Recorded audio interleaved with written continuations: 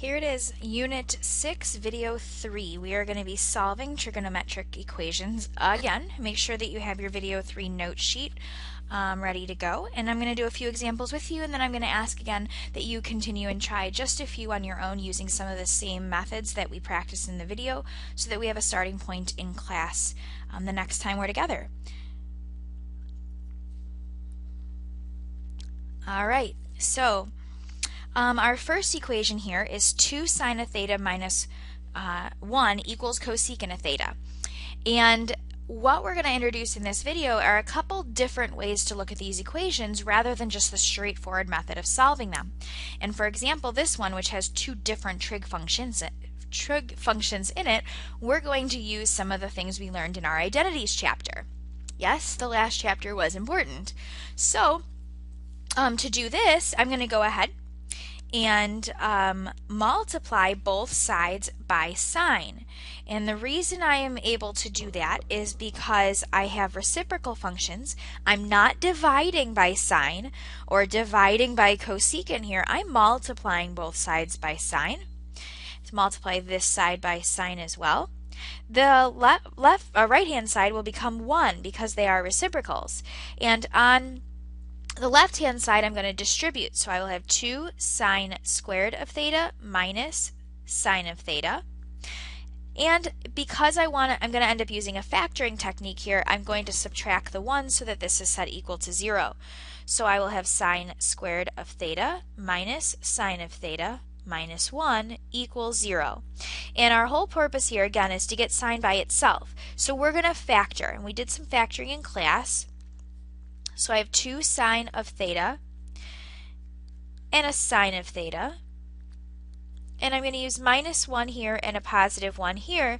So that leaves me with positive sine and a negative 2 sine so that my center is just a negative 1 sine. Once I have this set equal to 0, oops, little stray marks, I'm going to use the zero product property and set them both equal to 0.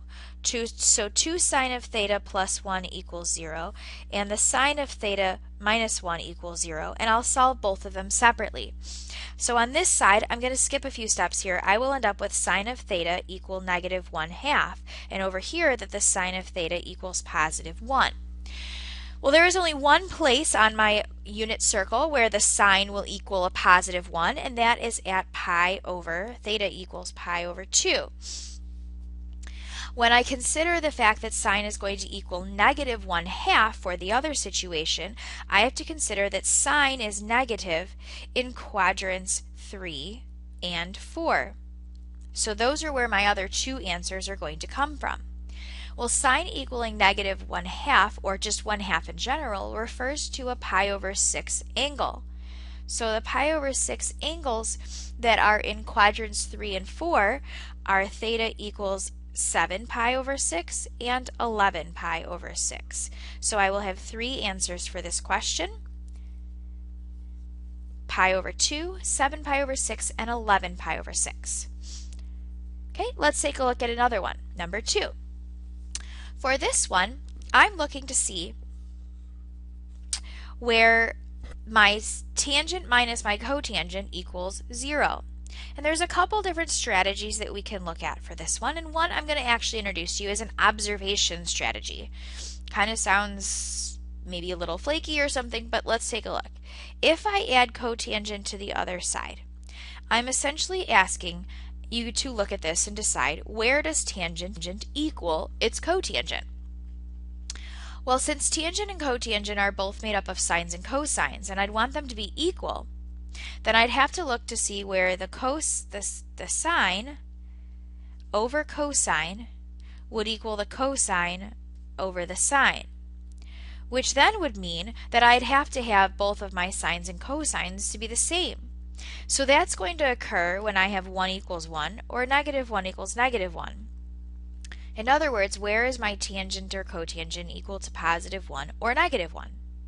And that will occur at all of my pi over 4 angles, where they will be equal because they are just reciprocals of each other, and reciprocal of 1 is 1. Reciprocal of negative 1 is negative 1. So this one will lead me to pi over 4, 3 pi over 4, 5 pi over 4, and 7 pi over 4. Those are my 4 solutions for number 2. All right, number 3. Number 3 is one we're going to get to use one of our identity replacements. I'm going to use cosine squared of theta minus sine squared of theta equals 0, and I'm going to replace my cosine squared of theta, actually I'm going to replace my sine squared of theta with a 1 minus cosine squared of theta using a Pythagorean identity. So the cosine squared of theta minus 1 minus cosine squared of theta, that's just a Pythagorean replacement. We'll simplify to cosine squared of theta minus 1 plus cosine squared of theta equals 0 to 2 cosine squared of theta minus 1 equals 0. I'm going to then solve, so I'm going to add 1 and divide by 2, giving me the cosine squared of theta equals a half. Because it's squared, I will have to take the square root of both sides, and that will leave cosine squared of theta alone and plus or minus the square root of 1/2, which is plus or minus the square root of 2 over 2 when it's been rationalized.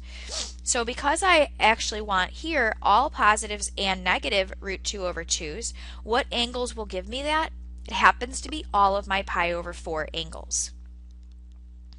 Pi over 4, 3 pi over 4, 5 pi over 4, and 7 pi over 4, just the same as the last one actually.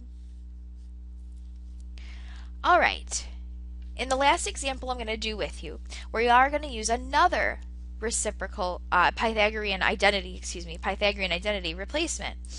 Because I know that secant and tangent have something in common, and I have a secant squared, but the rest of my stuff is in terms of tangent, I'm going to replace my secant squared with a Pythagorean identity 1 plus tangent squared of theta. Oops, x. I guess I have variable x on this one. Plus 4. I'm going to move everything onto one side. I prefer to keep the squared term positive, so I'm going to move everything over to the left side.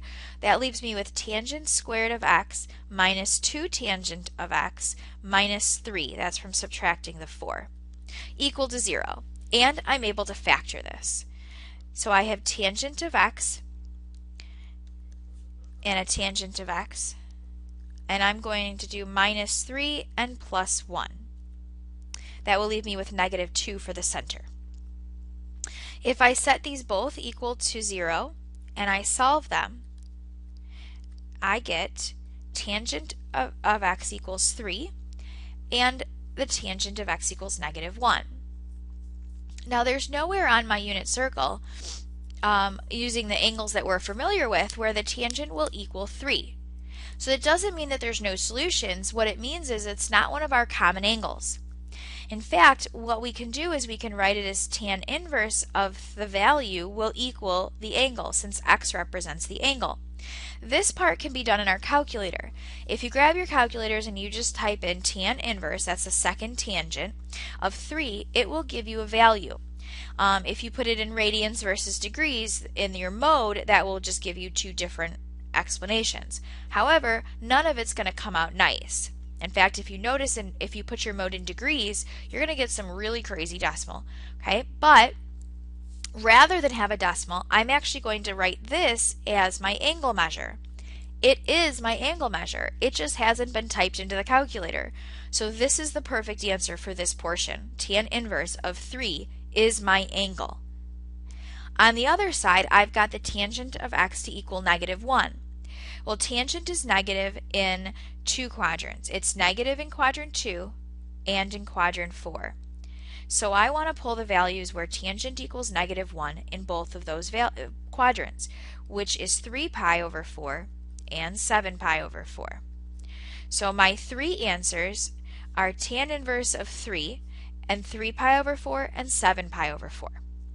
Using some of these similar techniques, go ahead and try numbers 5 and 6 on your own, and we'll talk about them in class.